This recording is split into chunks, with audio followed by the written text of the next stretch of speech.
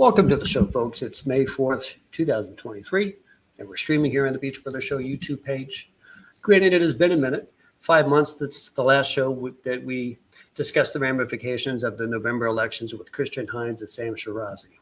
Like usual, the Community Action Team, 757 Battle Cats, will have this stream shortly as well as the new channel Shez Who, something I'm working on thanks to my glorious wife, Andrea. Very thankful for her. I'm also thankful for Seiko Varner for creating this channel, bringing me, Mr. Jose Cruz, on. Thankful for Tally and Twine of Portsmouth, Virginia. Thankful for Charlie Roy at Southern Volkswagen. Thankful for IamLeaderWe.com and all the combined efforts to boost the show. I'm also thankful for Neptune's Remodeling, a Tidewater business specializing in drywall, flooring, paint and tile, custom carpentry, and even handyman duties. I've used them 3 times this year. Reach them at 757-524-1732 for your needs. The Virginia general election is November 7th.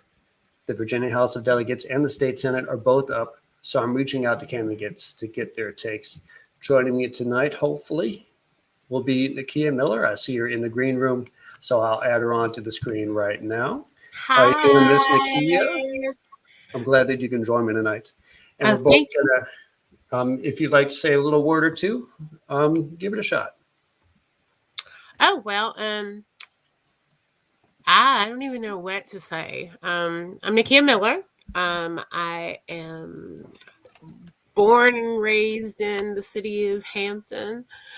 I am, so thankful to be on tonight, just to, assist with making sure that, people get as much information about the candidates who are running for office as possible. I have been a candidate for office, and I am extremely civically engaged. I am, especially with the candidate that we have on tonight, she is a rock star.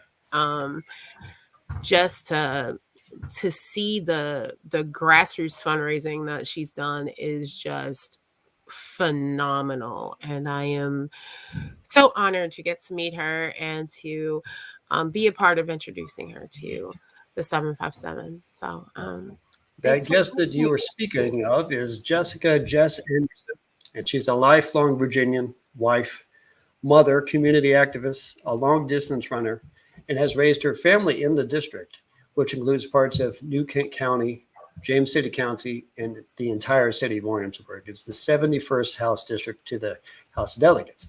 Anderson currently works as a part-time front office receptionist at an elementary school in her district.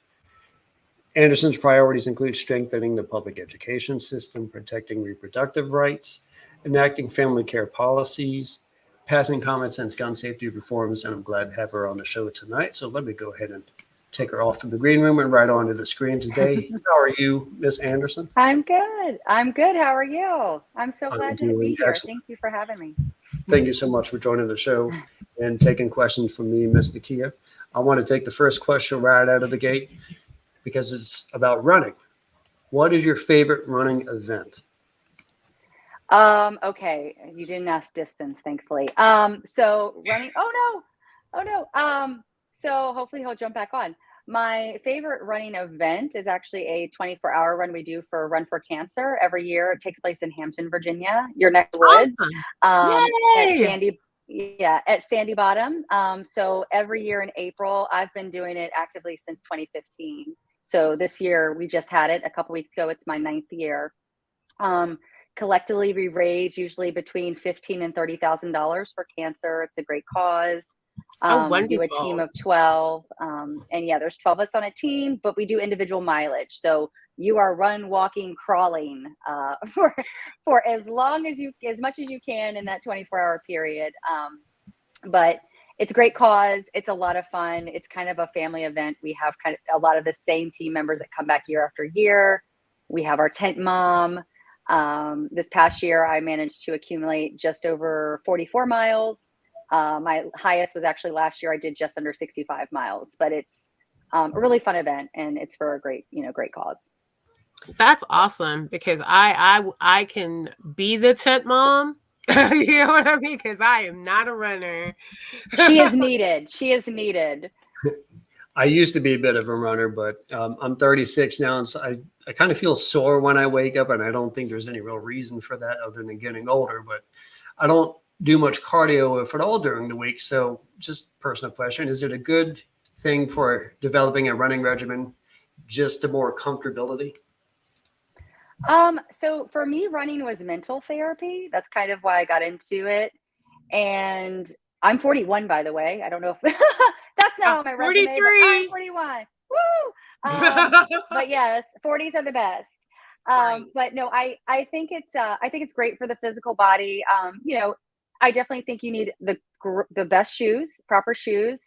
You need to start out slow because it's something that I went into 1 or 2 miles, and then I started doing 5Ks, and then after a couple of years I graduated into half marathons and then did my first marathon, and here I am, doing 24-hour runs, and just completed my first 50 mile at the JFK this past November. But I think that it's also balance. I think everything is balance. So running is incredible, but also put in stretching, yoga, strength training, because the body, when you hammer the same muscles, I've learned the hard way, things break down. So while I think it's a great way to include some cardio, I think you can't forget the other things because your body needs it. Absolutely. My husband is a runner, so that is his cardio of choice. But as he's getting older and his knees are speaking, it's the Mine talk a having little bit. Mine talk a right, little bit. exactly. Having to adjust a little bit and you know adapting to not being able to you know do the things so much. So Yeah. Yeah. Now, I currently work in the out of school time program within Virginia Beach Parks and Recreation. So I deal with the recreation of kids at elementary schools daily. It's a pretty fun gig. I assume what you do is also rewarding for you at your school as well. Is that true? It is. So I currently work in the front office, but funny enough, I actually oversee the Student Health Initiative program as the wellness coordinator, or at least I was this current year. And that's a wonderful. program that's in place. Yeah. So we put free recreational programs together that are after school 1 day a week in the spring and fall for the students. It's really geared towards, students that don't have access to those programs outside of the school division because of financial, burdens, or time constraints or transportation. So it's something that WJCC, the school division, that's a prior majority of this district, has implemented for, gosh, I want to say over almost 2 decades now. So I'm the running club coach, and then I also oversee the whole program. And I love it. Like, it's really great to get these kids involved. We have a local SRO at our school. He actually oversaw the flag football, and some other Okay. officers came in and did a flag football club with them. We had ballet, we had Quidditch, where people ride around on literal Wow. pool noodles Brooms. it's so fun. In addition, we had a walking club, a bike safety club, and then a cooking club. So these are like all these different clubs that we got to offer, again, to kids that outside of the school environment might not have access to these types of programs, and have some activity, and just have some social skills that are outside of the education sphere, which I think is super important. Absolutely, I agree. And I think that's something that really does get kind of pushed by the wayside with a lot of school districts. So I applaud WJCC for that. Just to avoid acronyms, Williamsburg, James City County. Yes, yes. For those Yeah, that don't know, yes, for those that don't know. Yeah. yeah, So, can you kind of break down a little bit of you just broke down a lot of your community history, but what about your political history? What kind of got you into um, you know, the political sphere and yeah. into community work? Yeah. So it's kind of, I consider it kind of a domino effect. So went through a pretty challenging divorce back in 2014 into 2015, and faced a lot of financial burdens, food insecurity burdens.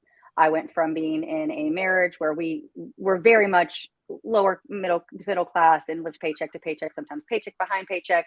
And of course, when I got divorced, I was thrown into a whole new world. I had to Right. rejoin the workforce. I had 3 young daughters at home.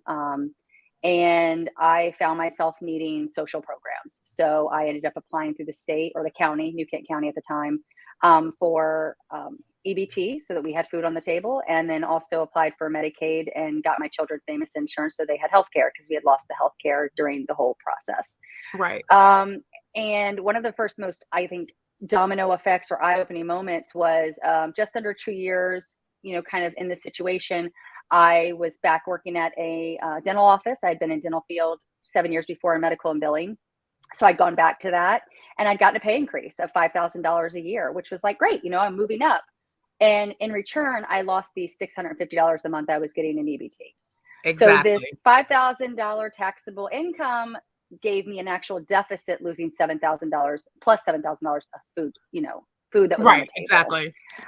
And so it was really eye-opening to me to see that these programs are not set in place to benefit people. They're to pigeonhole you onto them, or if you get off of them, many times you're working at a net negative, and it's not helping the people that are on them. And I don't think a lot of people understand that. And it's one of these things that sadly I had to experience to really have the reality check.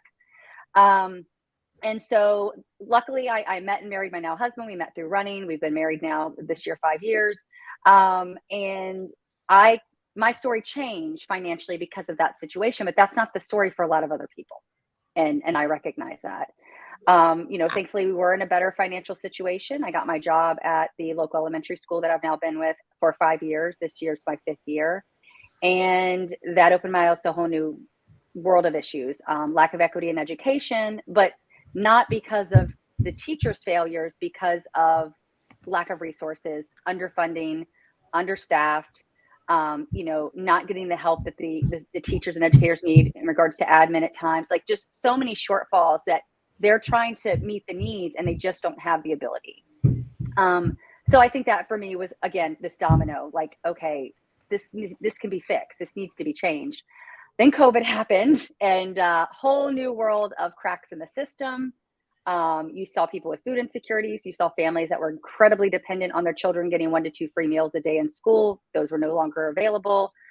You saw families that didn't have access to Wi-Fi or a quiet, safe space at home for children to do virtual learning as the educators tried to build it from nothing. So it was just, it really shined a light on some things that were not functioning in our community. Then I found TikTok and, found my voice on TikTok and really figuratively and literally, kind of started getting really, I started finding myself on these political TikTok creators and just my enthralled with the information they were providing and the current events. And it caught me really, curious, like what's going on. So I started watching local podcasts. My older daughter, who at the time was 15, who, came out as bisexual during this whole thing. And, I'd raised her in the church. So that was a really hard thing for her to overcome. Yet again, another eye-opening moment for me. But she was even turning me on to these, different creators and people to like, hey, Mom, you should check this out. Because she saw me wanting to learn and understand and grow, a lot more with my political understanding of what was going on in the world. And after about 6 months before January 6th, I started deep diving on Parler and Telegram. Not great for your mental health, just a heads up. But did it and kind of watched the whole January 6th be planned out in real time. I remember telling friends and family and coworkers, something bad's going to happen. Something bad's going to happen. They're like, no, they know what's going on. They have things in place. And I'm like, no, you don't understand. The people that are planning this event are also planning the attack. So like I saw the coordination efforts online. And when it happened and everything I had said was going to happen came to fruition, I decided in that moment I was going to start being a political content creator and trying to help people kind of see the dark crevices of the world that I think a lot of people had turned a blind eye to.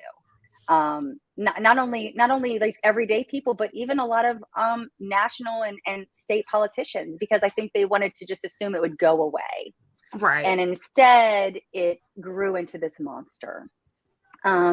So did a lot of, disinformation content, trying to push back against conspiracy and COVID disinformation, and, kind of rhetoric and policies, breaking them down and just educating myself and researching and looking into who wrote these things and what was their motive behind it.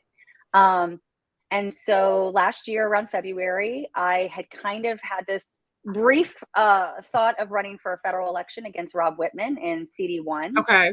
That lasted about a week, but I knew it wasn't kind of the end of my story, but I knew that it was too big of a jump for me at the time.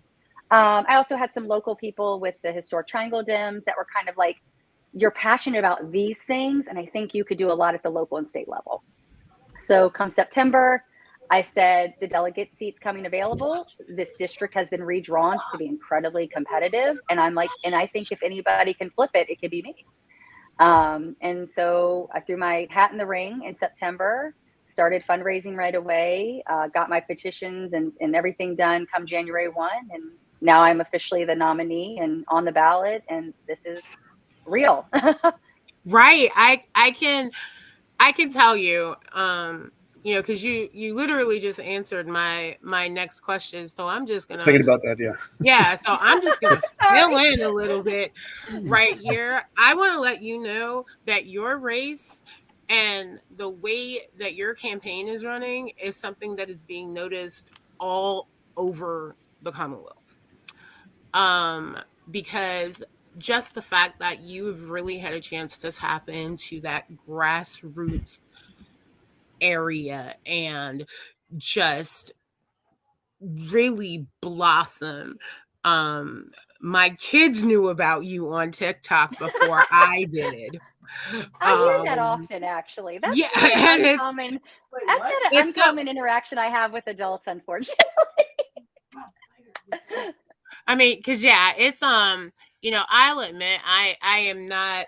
I'm a creative, but I haven't tapped into TikTok that well just yet. Yeah. But my kids, however, I think the extent of my TikTok experience is watching TikTok soap operas on London Charles. Oh yeah, I'm aware of that one. Yeah, TikTok soap There's some operas drama. You can get on Drama Talk and you can get lost there. Okay, it's right. It's a thing. Yeah, But there's a lot of sides of TikTok. I'm just saying that you have, the way that your campaign is just really ebbing and flowing is being noticed, and it's just a wonderful thing to watch, especially with dealing with those the career politicians who are who want you to think that they are the average Joe, but they're not. And it's just wonderful to see somebody who has just the energy and the vibrance and the ability to get into to just really show how much of a part of the community that they are, and who can harness social media and all of that. It's such a great thing, because I actually ran for school board last cycle, and that in itself was a definite, it was an eye-opener. Yeah. Oh yeah. Because running a campaign is definitely a learning experience. Right. Yeah, it's a thing. It's a thing. Yeah, it's a thing. But I realized that in that circle and getting that experience just gave me the awareness to just kind of see things in a different light. And it also gave me the opportunity to look at other people's campaigns in a different light too. And you're just I just want to let you know that, when Conrad talked about this interview, I was very adamant of like, please let me be the sidekick on this one. And he'll tell you that, like, let me be the She did. sidekick. Mhm. All right, Ms. Nakia, I think you got another one before I go to my next question regarding reproductive rights. So you're impassioned on so many topics, as one should be when running for office. That's having that platform is so important. Let's look at reproductive rights for a minute.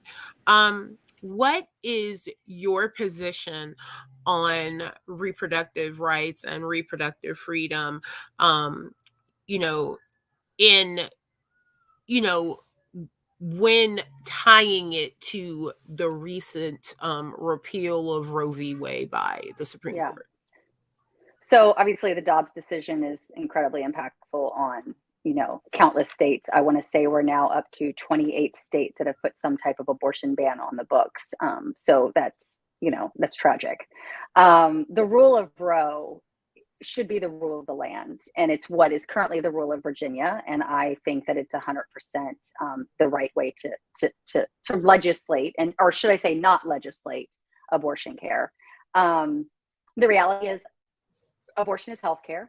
Abortion is conformed by a healthcare provider. And there's no reason that legislators should be in the doctor's offices of patients and their healthcare providers. One thing I will say is I have 3 daughters, and they are currently all residing in the Commonwealth. My oldest is in college, and she is living on her own. And the idea that she would have less rights than me in this day and age is really terrifying.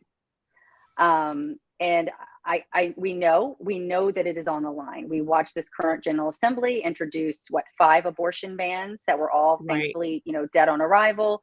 But the reality is if they get any type of majority in both the Senate and House, which is what, our governor is gunning for, they will absolutely reintroduce them, and they will absolutely pass them, and our governor will not hesitate to sign them. So it's this reality that, everything's on the line this election. I mean, it just is. I'm not only someone who, it's funny because one thing that I didn't mention in my story is in my previous marriage, I was married to a highly conservative Christian family. So I was in that world of those different values. But one thing I could never align with was this pro-life, forced birth kind of ideology, because I, in fact, had an abortion when I was 18 years old. I've been very public about it. I've talked about it on my platform. And it's a decision that was the right decision for me. It was a nuanced decision. It was a decision that I had to make about my future and my situation in the moment. And it's nobody else's right to decide that for me, decide what my body and my future looks like. And so that was one thing that I could, I kind of bit my tongue when those conversations came up, whether it be in the church or at, a Sunday lunch, because I knew that, we would never align on our views with that. But yeah, so when it comes to the Dobbs decision, I think it was egregious. I think it's a result of having an incredibly biased and conservative Supreme Court that has been bought over the last 2 decades. And and it's landed us in a really scary place. Absolutely. Billionaires. I mean, and just to caveat off of that, I have also been very public about my own abortion story, and I applaud you. I have 2 daughters. I have a 17-year-old and a 10-year-old who have less rights than I had at their age, and I absolutely support everything that you just said. Thank you. Yes, got to protect our girls. True indeed. Yes. Ms. Anderson, you work at a school, and education has been a huge Virginia topic for the past couple of election cycles. What do you see out there, and what do you wish to do when you're in the General Assembly? So in my local community, it's probably been about 6 or 7 months now. I actually organized a Facebook group to try to get more educators and families attending our local school board meetings, because I started to see kind of the uptick of these very radical ideas showing up in front of the board. And I didn't want the board or the people watching, at home on these live, streams every month, thinking that this was the majority of individuals' thoughts, because it wasn't, and we knew it wasn't. They were talking about banning books. They're talking about stripping LGBTQ flags out of the classroom. In fact, one of our most adamant and outspoken individuals that have showed up at the school board stating things like that is currently running for the school board. So these are realities that I wanted the community to be aware of and take an active role in. In regards to the General Assembly, I have a huge fear that, Governor Youngkin, my opponent, several Republican members, within the General Assembly have all outwardly spoken to be for school choice, which is at a huge disservice to our public education institution. It would absolutely reallocate funds out of the public sphere into the private sphere. Private education has the ability to turn away anyone for any reason, whether it be behavioral issues, academic reasons, disability reasons, or simply, I don't want you. So the fact that we're going to give money that is being funded by the community, it is not the individual students' money. This is money that's funded by our community taxpayers, who are doing so to ensure that they have quality, healthy, educated individuals coming out of those school spheres and serving and giving back to the community in some way. And you're not going to get that if you're defunding our education and letting, let's say 4 or 5 students take on this school voucher that gives them $6,000, $7,000 a pop. We've just eliminated an entire teacher salary. Absolutely. And people don't see that. We didn't eliminate a classroom, but we eliminated a teacher. And people really need to take a hard look at that. Also, the fact that if you look at other districts that have private institutions, you already see the massive disparity between marginalized and minority communities because of social economic concerns. And they are not going to get access to these private schools, even if they have a voucher, because you still have to make up the difference. So this is going to keep certain individuals in our community stuck in a public school system with no option, and they're going to have a lesser quality of education. We are going to see test scores drop. We are going to see, teachers leave. We are going to see the resources get further and further, minimalized. And, I think it's funny because they advocate for school choice. And then when you look at the bottom 15 schools in the nation, all of them are red states that have school choice enact.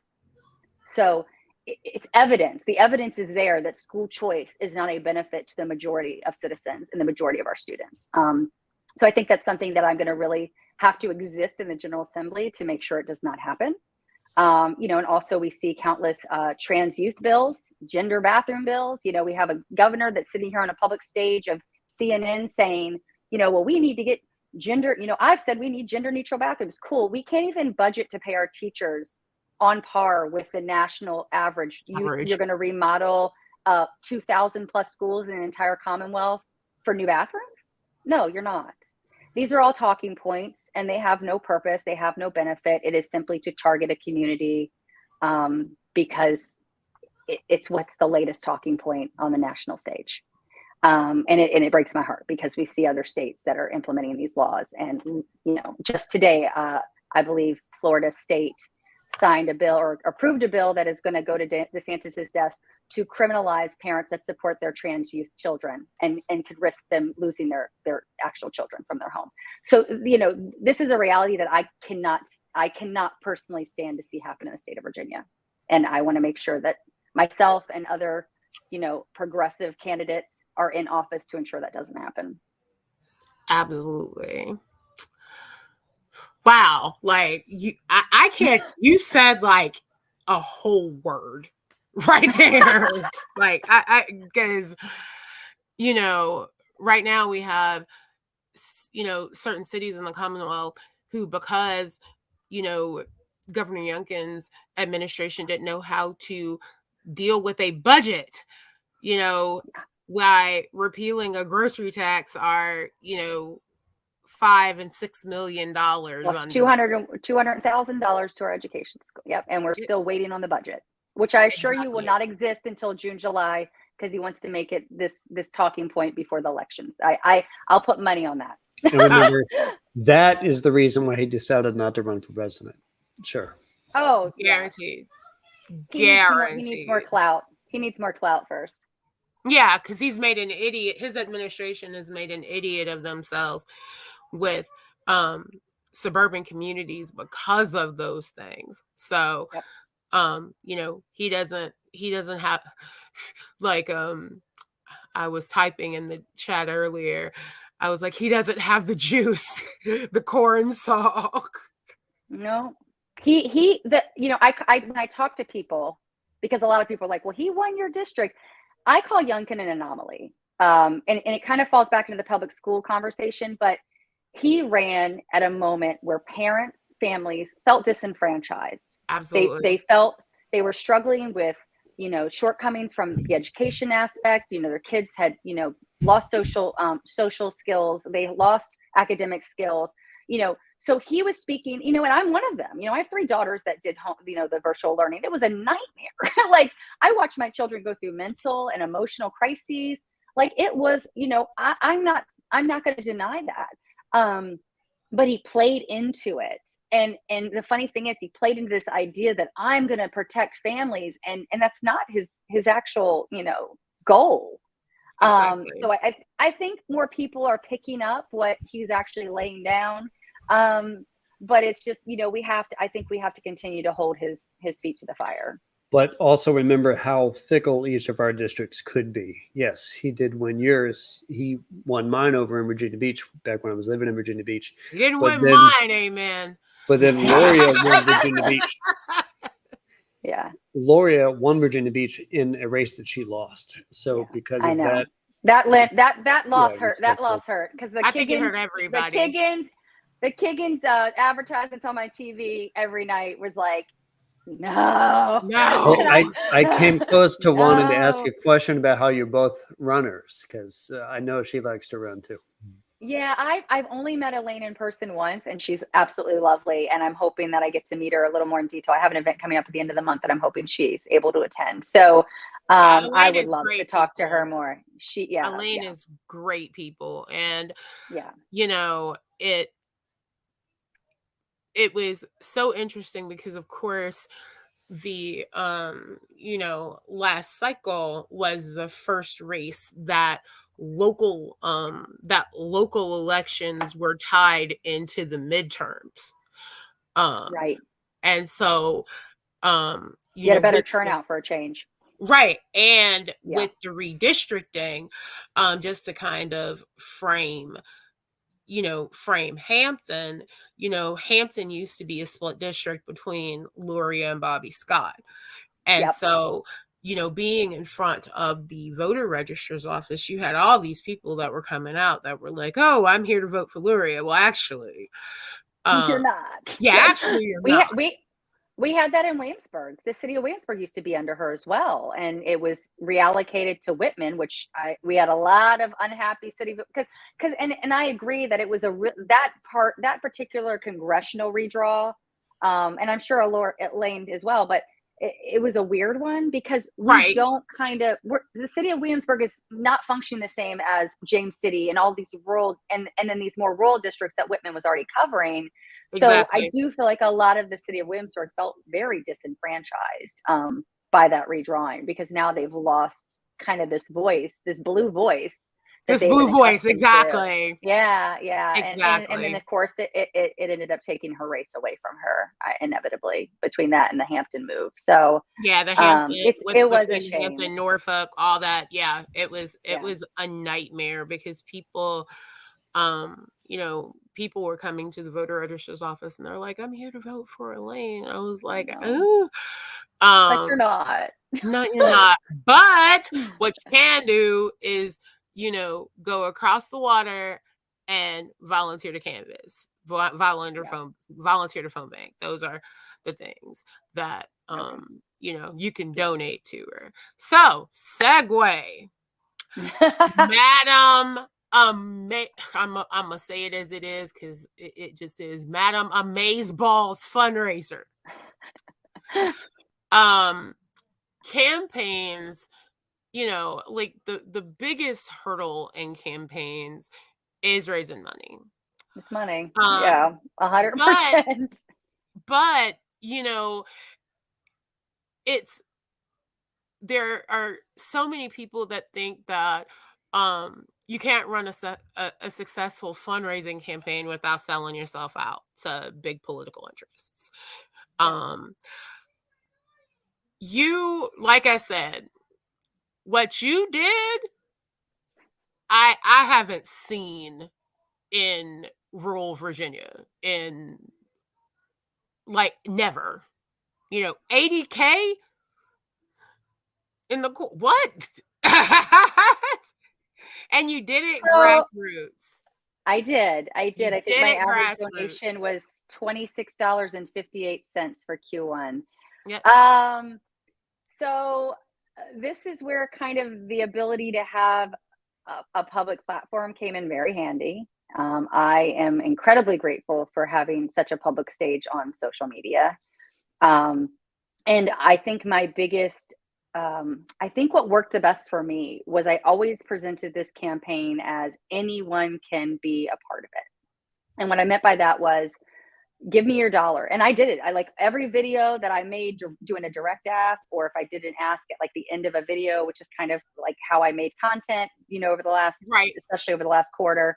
But if I did a direct ask, I said, I don't need thousands of dollars. I need $1. I need your couch money. I need your coffee money for the week. Like that is the money that I need you to donate to me. Because if I have enough people doing those dollars, that's going to add up to the money that I need to have.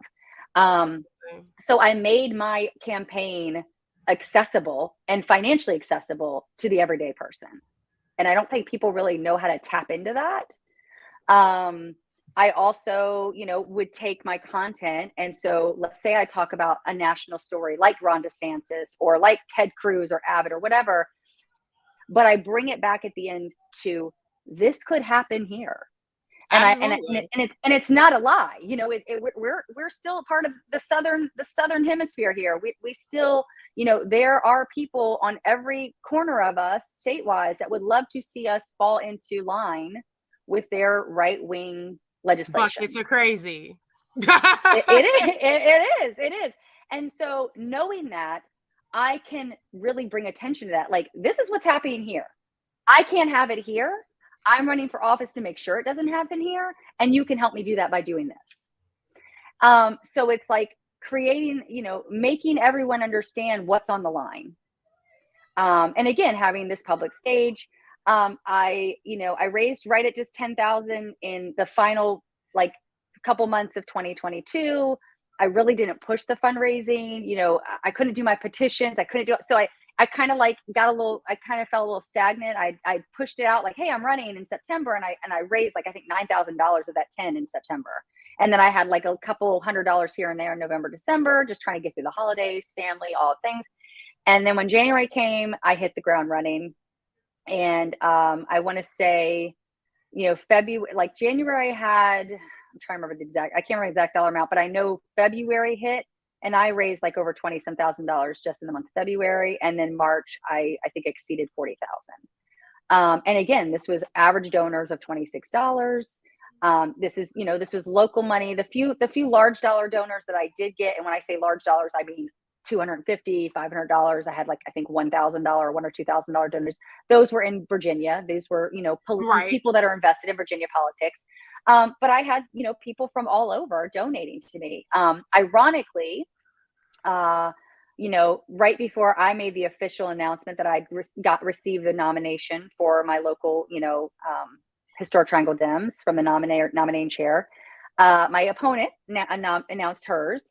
And in her post, she stated, we need to win. I'm probably going to misquote it, but because we don't want out-of-state dollars dictating laws in the Commonwealth of Virginia.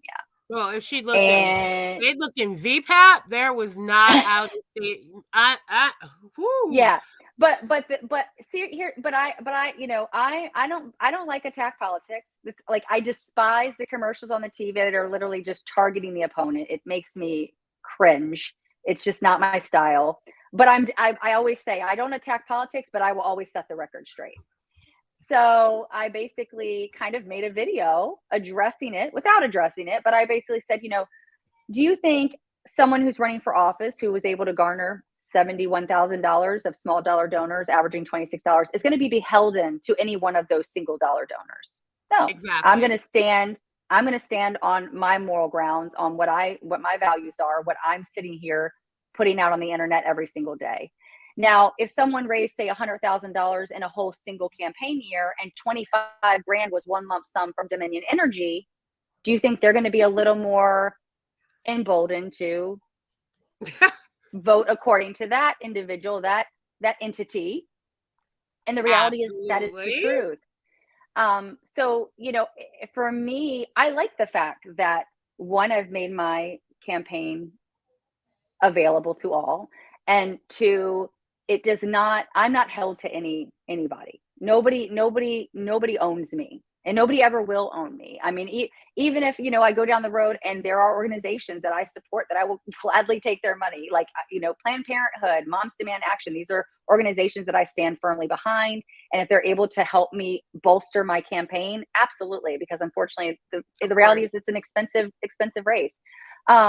But I know that I'm standing on the same values that I stood on before I went into those types of agreements. It's not going to change who I am or what my platform is. And I think that's what matters. And I've always said, I will not take money from corporations. I will not take money from anyone that is either standing on values that I don't agree on and that I haven't publicly discussed, or investing in other people that do not align with my values.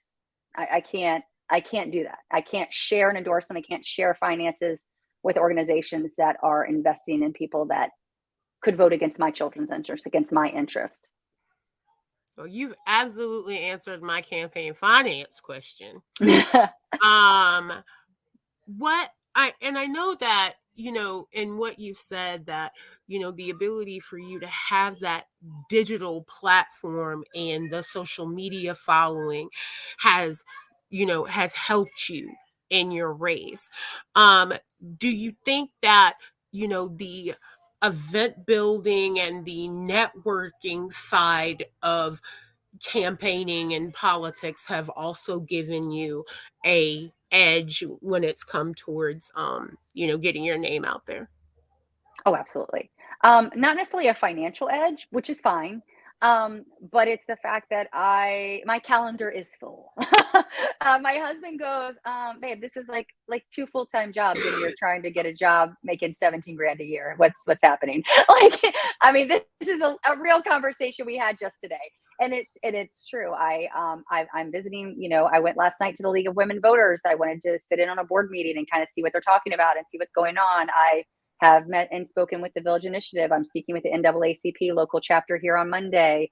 I've done podcasts. I've had my campaign kickoff, which I had a lot of people that I had not met in the community that had heard about me and decided to come and meet me in person. I have I think 3 meet and greets currently planned, more in the works. I'd like to get some local fundraisers at some businesses, because that's going to also engage these small business owners, give people a safe space so that even if they don't share maybe my political ideology, they might feel willing to come in and have conversations, because I actually love talking to people that don't agree with me. They're my favorite conversations, ironically. So yeah, 100%. A campaign means you have to be in all the places, all the time, all the meetings, knocking all the doors. I mean, I've personally knocked more than 400 doors already, which I think, I want people in this community to know that I'm not some fly by night person. Like, this is really important to me, and this is something that I'm going to work my ass off to do.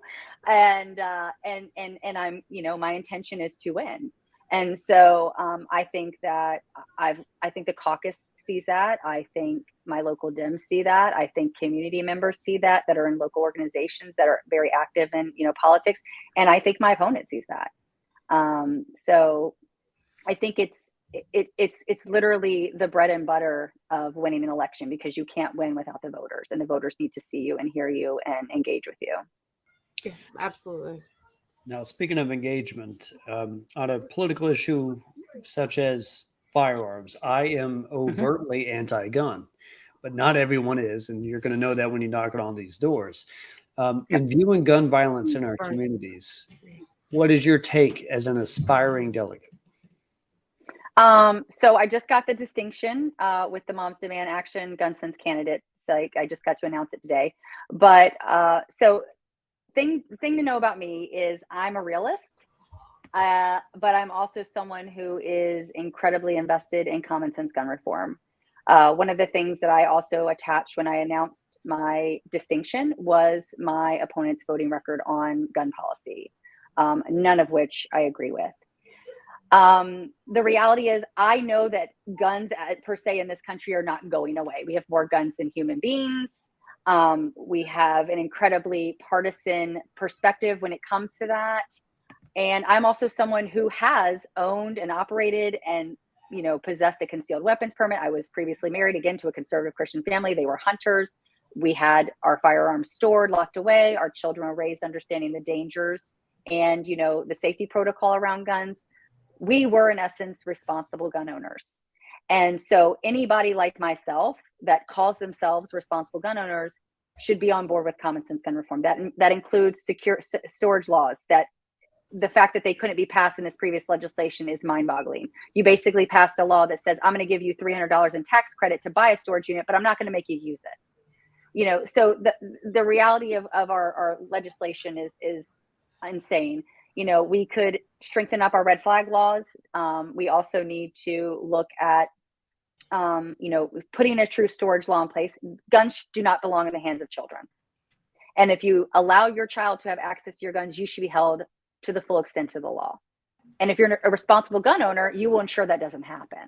So you should have no problem with the law existing around that. In addition to that, I obviously think that background checks need to be far more extensive. I believe in, at least 3-month waiting periods. When it comes to, the assault rifle conversation or semi-automatics, pretty much everything, the gun that we see most commonly used in these mass shootings that are happening pretty much daily, sometimes 2-3 times a day. I would love to see a national, implication of banning them, which we saw evidence that did in fact curb gun violence, a huge percentage of gun violence. But even if that's not a reality, raising the age, doing more extensive research on the individuals that are looking to get that, put a permit in place that you have to take some special training to get access to these types of guns. Like, absolutely. We should not be making gun accessibility easier. And one of the things that's really funny, and I think of our Lieutenant Governor, Winsome Sears, who literally advertised with AR on her chest. Yep. Is she was a former Marine. The amount of training, mental screening, the fact that she had to keep her gun when she lived on base in the armory, she couldn't have access to it. She just signed it in and out, like, yep. You would sign out a racquetball set at the rec center. When she took it home, she signed a statement stating that it was going to be locked securely, unloaded, with the safety on. So the idea that you went through all of these protocols to have access to a gun, and yet you don't have the common sense to ensure that everyday Americans even have the bare minimum of what you had to be, go through, it doesn't make sense. It doesn't make sense. So, I mean, again, there's ways to make a more safe and secure society without taking people's firearms. And we can do that. But it's going to take actual conversations. It's going to take getting the NRA and gun money out of the campaign atmosphere. That's a whole nother conversation. But, it's really, that's really what it is. It's making sure that we can have those conversations and look at the actual benefits that they would bring. Absolutely. So you're a wife, a mother, a defender of the universe, a content creator, all of those things. Once you're a legislator, how will that work-life balance, I'm someone that's always figured it out. I got to be honest. But I have an amazingly supportive husband. My daughters, that was another reason I thought like this moment was a better move than last year. My youngest daughter's getting ready to go to middle school. I've been working in her elementary school for the last 5 years. So this is a transition where she's going to kind of be independent and not need me as much. And then my middle one's in high school. My oldest is going to be, her second year in college. So I feel like the family is in a position where there's a little more independency for them. And that means that this is something that I feel comfortable taking on as a role and finding that balance. I think obviously, during session, it's going to be a lot of, what's going on, what is, what's a priority, what's not a priority. So it's really going to be in a tight schedule and sticking to it, which I'm pretty, I'm a little OCD type A, so that's not hard for me. But yeah, it's finding balance, with this campaign. It's altered what I do during the day. So I find myself like going to work out at 6:15 or, doing the runs at a different time, having to shift things around a little bit to make sure that I'm still meeting my mental health needs, my physical needs, but also getting the work done. It's really great that I work part-time currently at the elementary school. So I have this block of time in the morning to do call time, to do inter meetings and, do a little like door knocking, go to work for 3.5 hours. And then in the evening, I may have a meeting or a call, make sure I'm having dinner with my family. So, it's about finding that balance. And it's something that I've always been able to do when I was married before, when I was single, like I've always worked it out, I guess is what I'm saying. And I think sometimes, specifically, no offense to Conrad, but I feel like women specifically, we always kind of find a way, when we have a lot of things to juggle, we find a way. So I think that's just what it is. I think my family recognizes how important. That's right. I think my family recognizes, that this is really important to me. And I think they recognize I can do a lot of good in this role.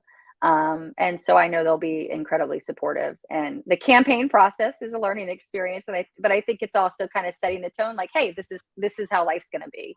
So I think it's a good thing too. So, one of the things that, hold on one second. Children. He's going to have to wait. Bye, Warren. Okay, sorry. That was my son. One of the things that the current administration has absolutely stripped down is their commitment to diversity. Mm-hmm. What's yours? I have a huge one. So, I mean, like I said, one of the things that was really beneficial to me on TikTok, particularly, was I got access to communities that I never had access to. And specifically Black communities and Indigenous communities. I got to hear intimate stories. I got a window into a reality that I never had access to. I think we're all aware that growing up in life, we're usually like relegated to people that are more like-minded, similar race, similar ethnicity, similar cultures, absolutely, similar financial background. So because of that, we don't really get that eye-opening aha moment of like what other people are experiencing, good, bad, and otherwise. So again, working in the school system, I see the disparities. I see, we have professor students and we have students that are living in either Section 8 or on top of each other deemed homeless, on McKinney-Vento. There is a great lack of equity. And this kind of falls back into why I'm so passionate about public education, because it starts at the bottom. These children at the very beginning, from pre-K, which we need to implement some type of pre-K program that's available to all and affordable, if not free. I really want free. But giving people this building block, making sure that their needs are being met from day one, so that they have the same opportunities as people that maybe have a little bit more benefit, privilege, socioeconomic wealth, etc. So, that's one of the reasons I really love working with the Village Initiative, who is in a great organization locally. And that's their entire task. Not only do they implement books in communities that are, less in a lower economic situation, They also provide free tutoring for these students. They're going into these communities and providing, extra resources that they may not be getting access to in the school system. They're doing regular interviews and annual reports, reviewing like, where are we falling short in meeting the needs of our minority students? We want to see these kids that are starting in talented and gifted in K and 1, and all of a sudden they're no longer qualifying when they get to 4th and 5th and beyond. Where are these discrepancies happening? First and foremost, we need to be teaching a true and accurate history. And then we need to be funding these education systems so that we have extra resources. Let's have a TA in every single classroom. When we have one or two students that are having behavioral issues and you have just a teacher in the classroom, you're not taking away from every other student in there, students that need that time. And if we have someone else in the room that can maybe take them out for a second, give them a moment, and the other students are still getting that education experience, that's an added moment. So I think it's a ground up situation. I think it's recognizing that there is a massive disparity when it comes to wealth between demographics. One of the things I point out when I especially talk about the school choice thing is this state, as we know, is founded in a very deeply concerning history when it came to integration.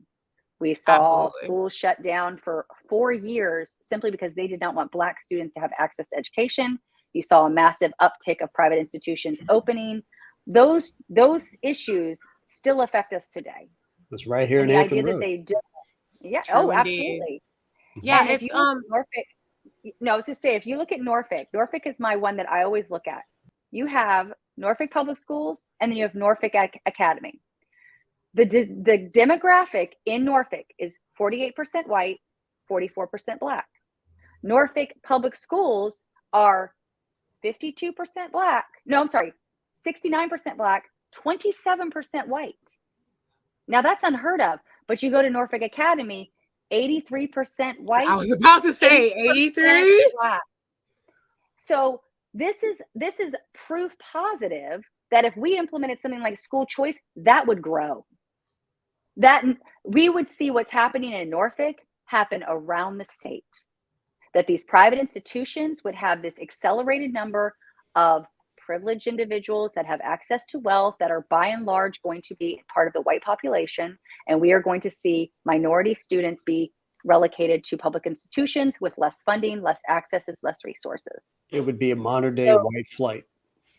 It would. I mean, but that's the thing is, individuals, especially in the current administration, they don't care.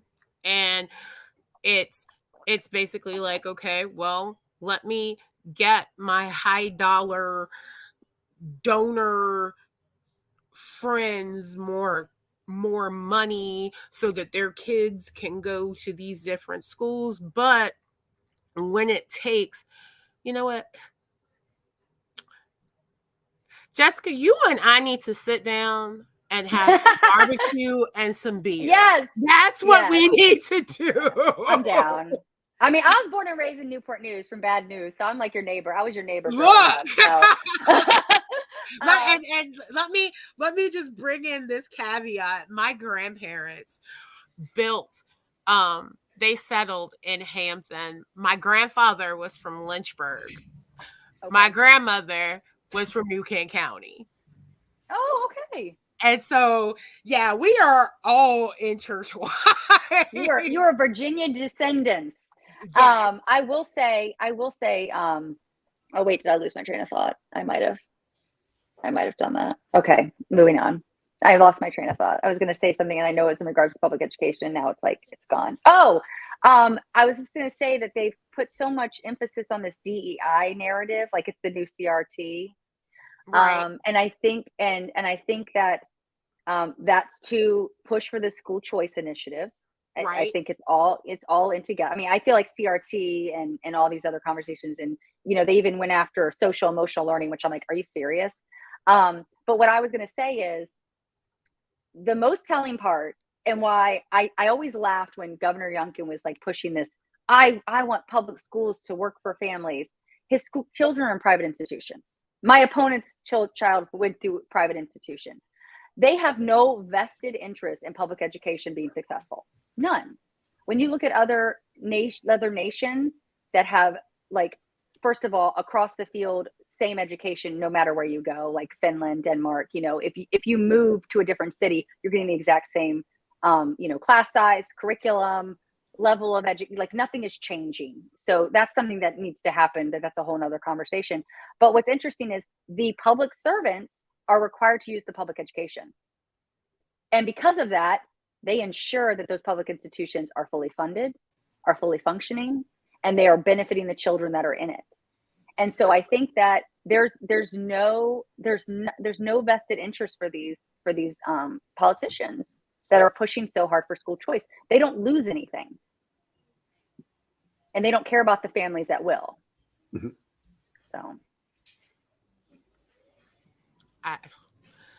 So other than me moving to your district and voting for you, because like I'm what's the most important thing that you think your constituents need to know about you? Probably one, I'm a hard worker, but I think the biggest thing is, I think this campaign, one of the things I want to show, and it's kind of my tagline when I send out an email or when I talk to someone on the phone during call time, is I want to show that everyday people that have a vested interest in their communities can run and win elections. So I think that there's this, like you said earlier, you have to be a career politician, you have to come from money, you have to be a lawyer, a doctor, like you have to have all of these, financial bolsters to enter this field. And I don't think that should be the case. We should be able to participate in this process and be successful participating in this process. And I like the fact that, yes, I have a social media presence, but at the end of the day, I'm an everyday person. I'm working like low-level job in a public school. I'm very active in my community. I'm part of the running community. I'm part of the public education community. I have all these hats. So I'm one of these individuals. I've been in this situation where I've struggled financially. I know what it feels like to not feel like you're going to get ahead, feel like you're drowning. I have children that, again, I have a very valid investment in my public education being successful. I have 8 more years of my youngest daughter being in that system. I just see all of these things as like, I want people to know that this can be their story. I think that's what I want a lot of people to take away. This can be your story. I found my confidence, I guess, online. I've always been outspoken. I've always been an extrovert. I've always been a smiler. I've always, I used to say for years, if you can't give anybody anything, give them your smile. But TikTok and this ability to like have not only me speak, but have people like care about what I have to say, allowed me to just say, okay, I can do this, and other people can do this. And I've seen people on this platform just like me grow. You watch this kind of growth. If I said anything to anybody that was doing online, or running for office, I think my earbuds just died, but running for office, I would say, try social media, try to make video content, and you're going to be super uncomfortable and you're going to hate it and you're going to think it's the weirdest thing. But do it anyways. And then eventually it'll feel like natural. And then next thing you know, you'll be standing in front of a group of people and you don't care that it's not a camera, you by yourself, you're fine. I think it's funny. I had a conversation with, Safer Community. And at the end of the conversation, we talked like this, like an hour, and he goes, "What's your background?" And I'm like, do you really want to know? He's like, "Yeah." And I said, associate's degree in business, 10 years in billing and insurance in a Doe office, and working in the front office of an education system for 5 years. I said, I've been working since I was 13 years old. Daddy was a worker of the Newport News shipbuilding. He was, started out as a welder and wow. so that's my story. And a lot of people, and he's like, if I didn't know any better, I think you'd have like master's degree, lawyer degree. And I'm like, no, just a everyday mom that got real loud on the internet. So, but I mean, again, I think anybody can have this story. They just need to find their purpose. Yeah. So I want to wrap up on this last pitch. If you could give the show your best elevator pitch as to why you should represent Virginia's 71st district. I think I kind of just said it, but basically, You did. I was about to say. You did. I think that I know what this community needs. I live in it. I'm not someone who is this fly-by-night person. I've lived in this district for 21 years. I lived in New Kent for 13 years. I've now resided in the city of Williamsburg and James City County for the last 8. I've worked in this community for over 30 years. This is my home, and I know that I can bring the most benefit to the table because I'm willing to hear what the individuals in my community have to say. I want to bring every single member of every single community, whether they agree with me or not, to the table to have a conversation.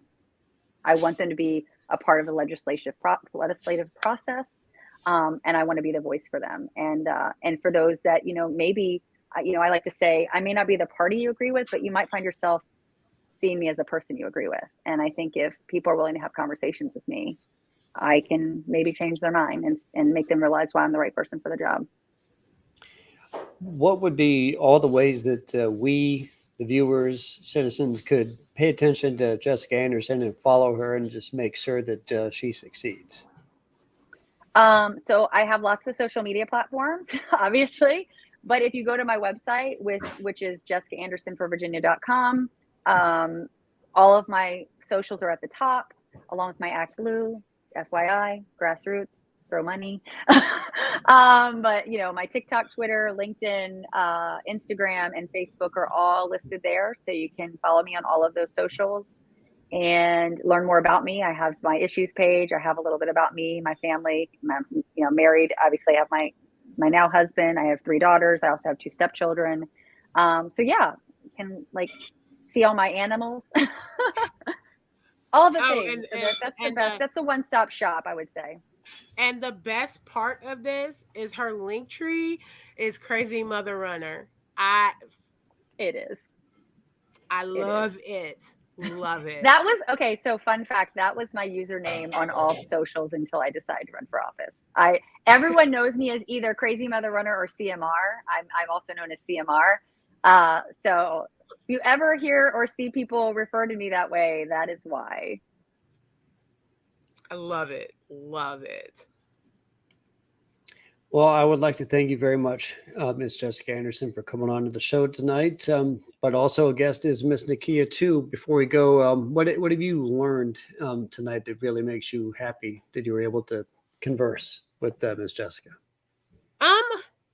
The fact that she's human and that the same person that you see in her videos on social is the same person that we just had a conversation with. And I meant what I said about us sitting down and having some barbecue and some beer. Yeah. Yeah, I meant that because when we go off air, we'll exchange phone numbers.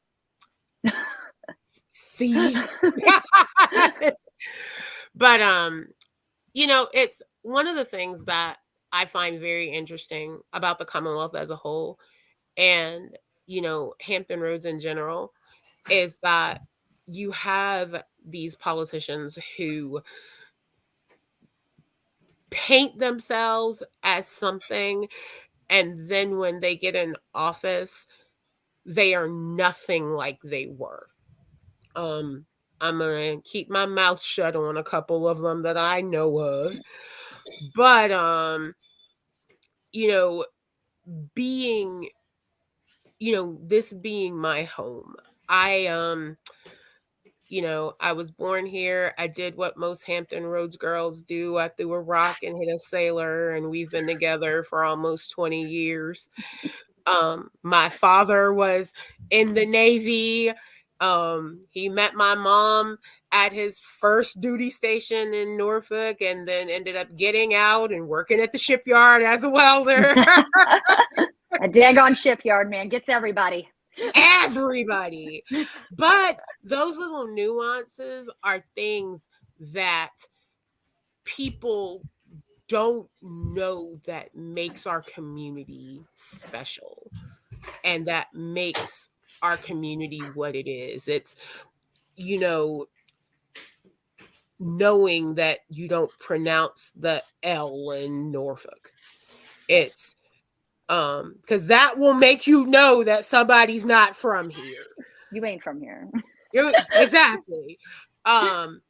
It's, you know, knowing what Waterside looked like before they turned it into the marketplace thing that it is. It's remembering Coliseum Mall. It's knowing the difference between the peninsula and the South Side. You know, that's the history of, you know, of our community. And I really do believe that those people who either grew up in it or take the time to respect it, because you don't have to be you don't have to be a Hampton Roads native to respect the history of our community. Yeah. You know, my 17-year-old, my 10-year-old, and my 7-year-old, we consistently we have conversations about why it is a non-negotiable coming home from Richmond that I have to stop at Pierce's. And I mean, I get it. They're like, I don't get it. understand. And I was like, but you have what you need to understand is that was a special trip when I was growing up. That was special. You know, almost got, you know, tickets for jumping the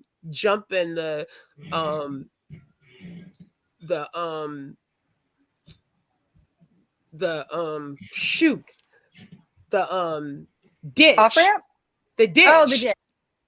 Try, you know, parking on the side of the road and jumping the ditch yeah. Pierce's so you didn't have to drive down Route 60. You know, but having those people that understand that when it comes towards the politics of the Commonwealth, I think it gives them a better way to legislate. And I think that's super important. And, you know, having, you know, these Carlisle group millionaires who have no understanding of who we are as Virginians. Just a sweater vest. Yeah. That's where the Commonwealth loses. And, you know, what I see is someone who I want to represent me. And, you know, being able to say that, and, you know, you would not be my legislator. You know, I am blessed and highly favored that Jawan Ward is going to represent my district again. Thank you, sweet baby Jesus. But, you know, the Commonwealth needs people like you. And that's where I'm at. So we're going to have that beer and that barbecue. That's right. Excellent. Well, I would like to thank you again, Ms. Nakia, for coming on. And of course, thank you so much. And take care for both you, Ms. Nakia and Ms. Anderson. Folks, that was Jessica Anderson running in Virginia's 71st District. So watch for her this upcoming November. This has been a great show. Thanks for viewing and joining me tonight. I say stay tuned for the next show where I look to interview Richard James, running to be the Democratic nominee in the 95th District. And I hope you guys stay beachy. Good night.